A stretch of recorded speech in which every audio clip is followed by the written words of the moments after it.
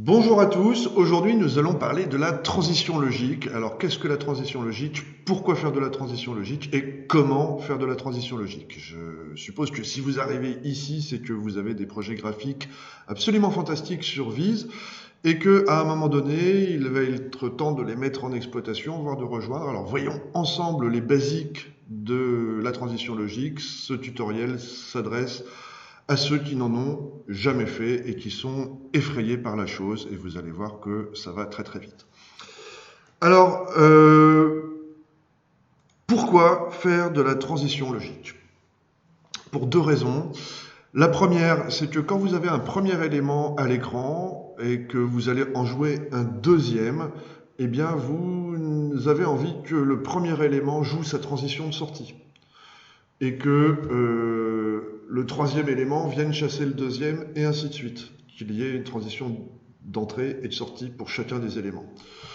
L'autre raison principale pour laquelle vous voulez faire la transition logique, c'est que vous voulez piloter sur un écran différentes zones. Très clairement, vous pouvez avoir un lower third, on va regarder ça tout de suite ensemble. Et vous pouvez avoir un synthé, vous pouvez avoir différents éléments qui doivent pouvoir être pilotés depuis la régie de façon autonome. Donc voici ma fenêtre Director en régie. Je vois que si je fais un take sur mon écran, eh bien j'ai un titre. La transition logique va faire en sorte que mon deuxième titre vient chasser mon premier. Donc ça, c'était la première raison. La deuxième raison, c'est que si on veut ajouter un élément à l'écran, on doit pouvoir également modifier le comportement des autres éléments. Donc là, typiquement, je viens d'ajouter une clock. Si j'ajoute une citation, par exemple, là encore, le cas est prévu, la scène supporte parfaitement ces enchaînements, on peut enchaîner deux citations et les éléments s'enchaînent tout à fait harmonieusement, et si on les enlève, eh bien voilà, on a la transition logique. Ça, on ne peut le faire, d'ailleurs le nom est au centre, hein, c'est logique et c'est de la transition. Donc voilà, on peut ajouter différents éléments. Donc on va commencer par comprendre ce que c'est que la transition logique en allant créer une scène background. La scène background, c'est celle qui supportera tous les autres éléments. C'est-à-dire qu'à la différence de ce que vous avez peut-être déjà l'habitude de faire, à savoir envoyer une scène dans l'engine, et tout d'un coup, si vous envoyez une autre scène, et bien naturellement, la première scène sort en cut, et la deuxième ne fera que jouer son introduction sans jamais jouer son point de sortie. Donc on doit imaginer que pour chacune des zones de l'écran que l'on veut avoir, typiquement là si j'ai un clock, eh bien le clock, l'horloge, c'est un élément qui vient se positionner à un endroit. Donc on va pouvoir dire par exemple que là on a la zone clock. Le headline, lui aussi, est une autre zone. En fait, chaque endroit est vu comme une zone de l'écran, et à ces zones, on va leur associer ce qu'on appellera dans Vise un layer. Et pour faire simple, on va commencer par un layer. Donc je commence par prendre une scène dans Vise Artist qui n'est pas en transition logique. C'est néanmoins une scène tout à fait réglementaire au niveau de ses contrôles, puisqu'on a deux contrôles texte. Et bon, ben voilà, hein, comme vous avez l'habitude, dans les contrôles texte, je pars du principe que vous savez les faire. On peut tout à fait venir renseigner notre synthé. Alors, on a une animation d'entrée, et quand on fait un continue, on a une animation de sortie. C'est absolument basique. Le stage est simplissime. On a dans ce stage effectivement une animation d'entrée suivie d'un stop tag, voilà, donc là qui va arrêter l'animation, et pour jouer la suite on fait un continue.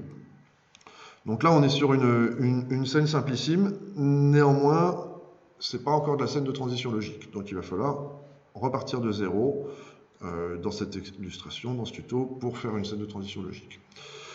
Donc toute scène de transition logique commence par un groupe et on va appeler par exemple ce conteneur synthé, ce qui va nous donner la possibilité de créer donc un premier layer qui va s'appeler synthé. Dans l'exemple que je vous ai montré juste avant, on va avoir un layer par élément, donc un élément clock, un élément liner ou synthé, un élément OTS, over the shoulder, et là dans notre exemple, on va commencer simplement par un synthé. Deuxième chose, on doit dans le stage créer un director et le renommer en synthé. Exactement le même nom qu'on aura mis au conteneur, hein, si on l'a appelé Toto ou Titi, eh bien le director lui aussi doit s'appeler du même nom. Donc là, dans notre exemple, c'est synthé. Ce director va gérer la transition d'arrivée et de sortie, les deux états de base, entrée et sortie entrée et sortie de l'animation. Donc il faut bien s'imaginer que on peut avoir plusieurs états. L'entrée et la sortie de l'animation, qu'est-ce que ça veut dire? Ça veut dire que on peut s'imaginer, alors dans tous les cas on aura un état out, où rien ne se passe, où tout est vide, enfin, si on le désire en tout cas, et un état in, j'ai pris l'habitude de l'appeler in, mais on peut l'appeler de toutes les sortes. Autant on n'a pas le choix sur le out qui doit toujours être haut, autant sur l'état le plus simple, out ou in, on peut l'appeler in. On pourrait en avoir plusieurs, ce qui compliquera un peu la chose. Dans un premier temps, on va s'en tenir à 2 états. Mais vous pouvez tout à fait imaginer avoir 3 ou 4 états, typiquement un état out, un état in, puis pourquoi pas un état breaking news, et encore un état magazine. Et à ce moment-là, ça complique un peu les choses parce qu'on doit s'imaginer une transition pour chacun des états vers chacun des autres états. Donc quand on en a 2, c'est facile, on a juste à gérer le out et le in, et quand on en a 3, on doit gérer du out vers le in, du breaking news vers le in et du breaking news vers le out. Jusque-là, ça va, vous pouvez suivre. Quand on commence à en faire 4 ou 5 ou 6, il faudra multiplier par autant. Ça viendra. Pour l'instant, on va commencer par un premier director.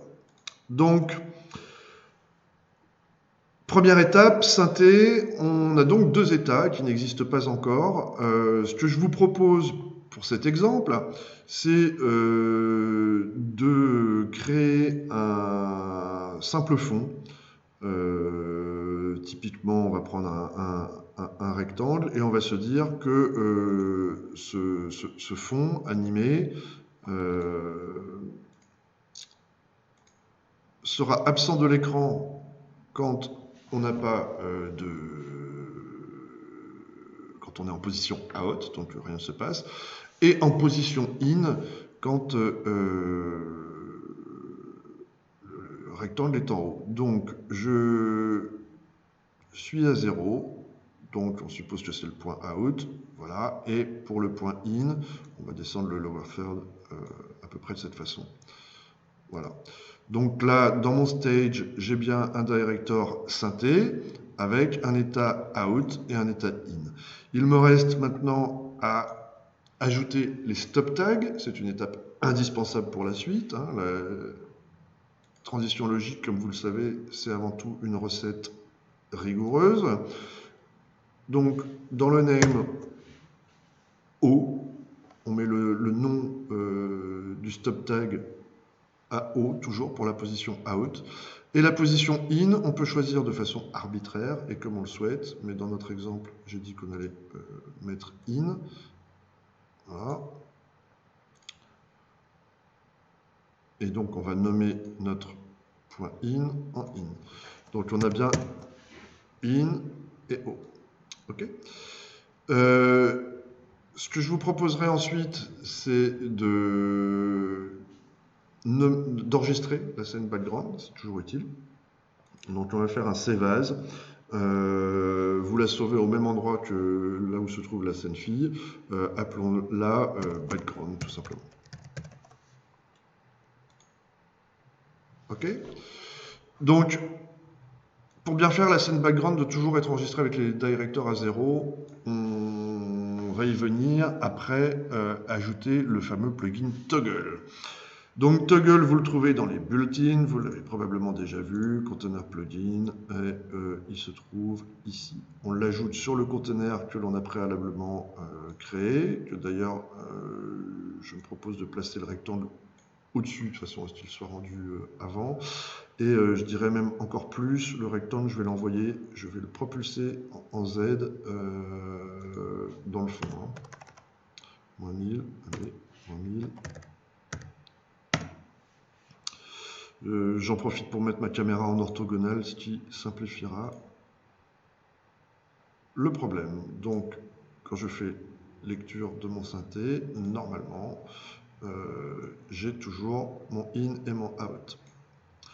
Donc là, on a ajouté le toggle sur le container synthé, ce qui a pour effet de nous créer ces containers supplémentaires et ces timelines supplémentaires.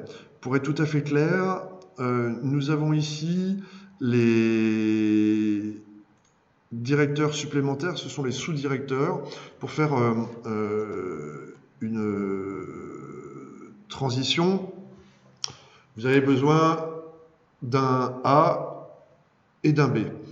Donc on va de A vers B et de B vers A. Donc en fait c'est une branche de la scène background qui a deux ramifications, sur laquelle on va placer la scène fille sera reçue sur une des deux ramifications, sera classée comme active, et à ce moment-là, le plugin Toggle effectuera les animations nécessaires que l'on voit ici.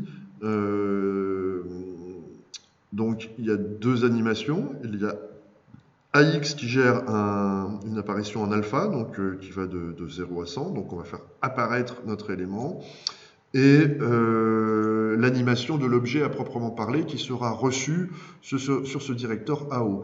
Et le prochain objet ira sur B, et le prochain sur A. Et à chaque fois, le toggle gérera de A vers B, de B vers O.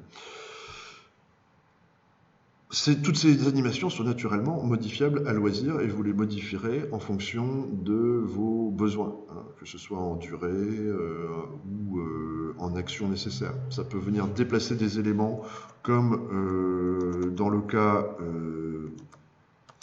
du clock et du liner que vous avez pu voir à l'écran. Typiquement, là, si je passe, si j'enlève mon clock, donc si je fais un take-out sur mon clock, pouf, le titre revient. Donc là, c'est parce que le director in-out du clock a une action sur l'échelle du liner. Hein, voilà. Donc c'est aussi simple que ça. Après, à vous de composer la scène background qui ira bien. Continuons dans la recette de la transition logique. Donc, dans la scène background, le toggle dispose d'un bouton Default Keyframe qui va venir, clac, on appuie une seule fois dessus, qui va venir créer dans le stage les points clés de déclenchement de l'arrivée ou de la sortie des scènes filles.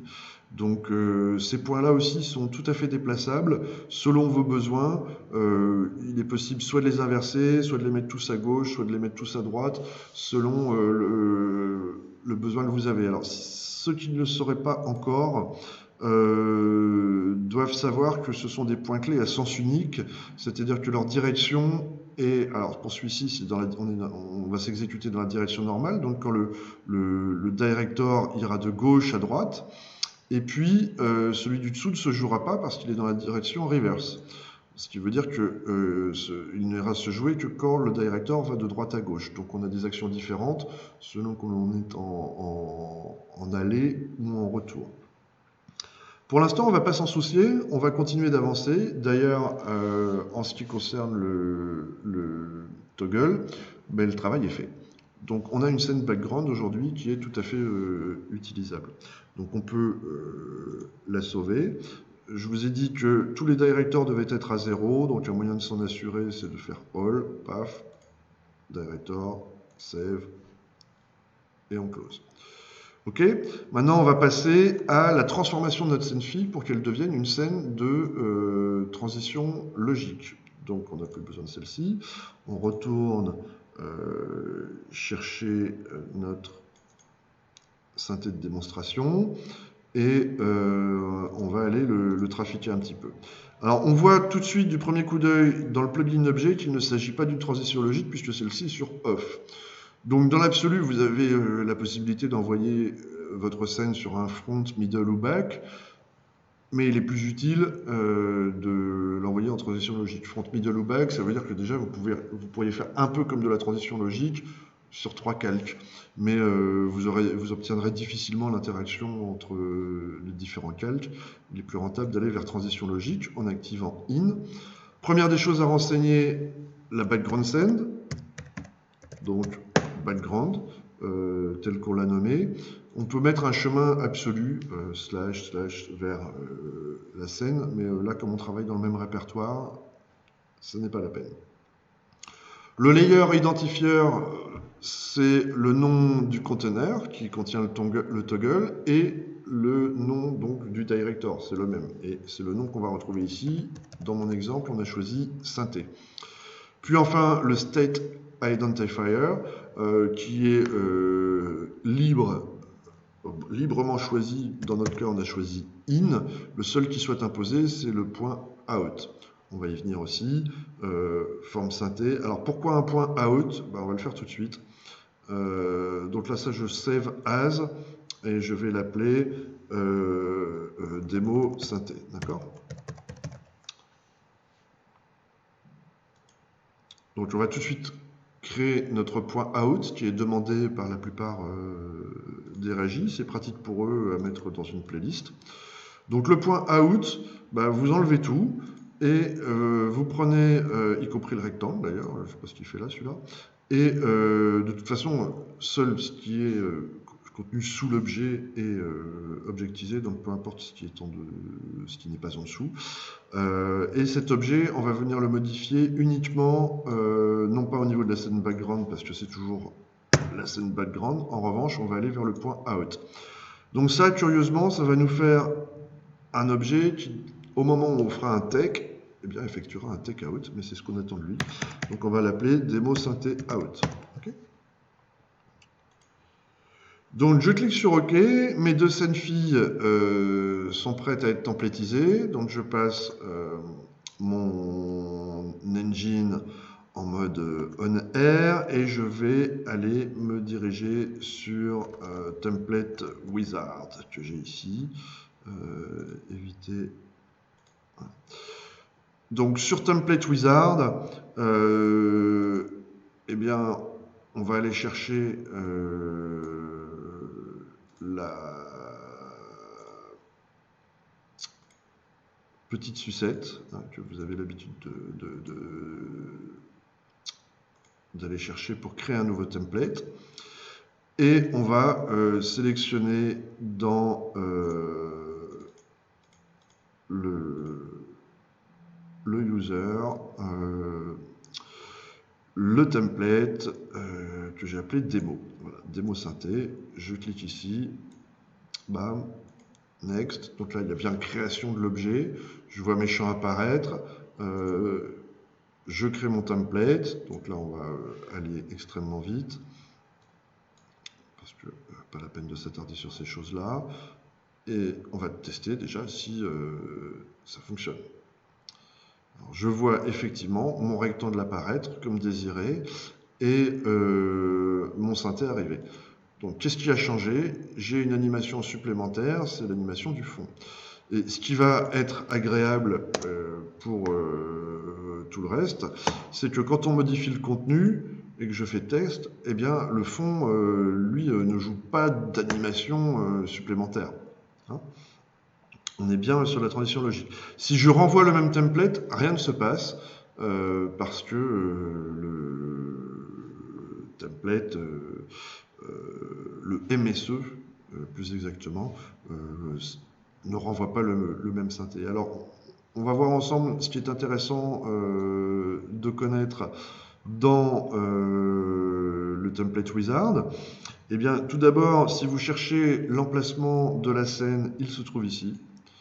Donc, c'est bien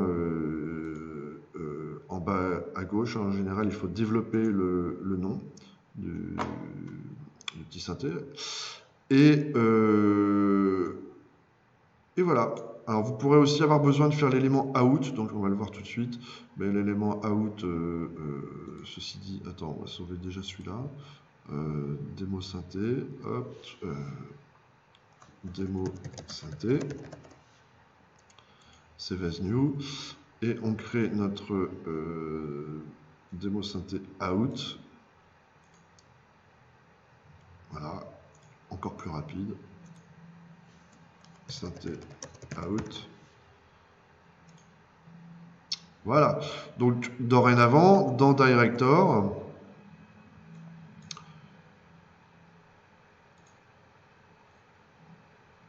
si je joue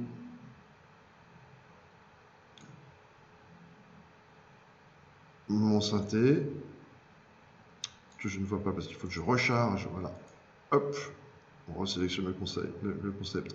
Si je joue mon démo synthé, voilà, bah ça marche parfaitement, évidemment. Hop, sauf que cette fois-ci, je vous le joue sur le plan large, voilà, on l'a donc bien dans le template. Quand je vais aller jouer dans Director mon synthé out, là, voilà, hop, et bien j'ai bien ma transition de sortie qui se fait. D'accord ? Alors je ne peux pas faire le out d'un out, mais c'est la même chose finalement que d'aller chercher son synthé, voilà, et de faire un take out. D'accord ? Alors on n'a pas utilisé le filter continue, donc il est vrai qu'on peut tricher et faire un out du synthé sans que la transition s'arrête. Si on veut verrouiller cette position, il convient de cocher dans l'objet, dans la scène fille, et bien de cocher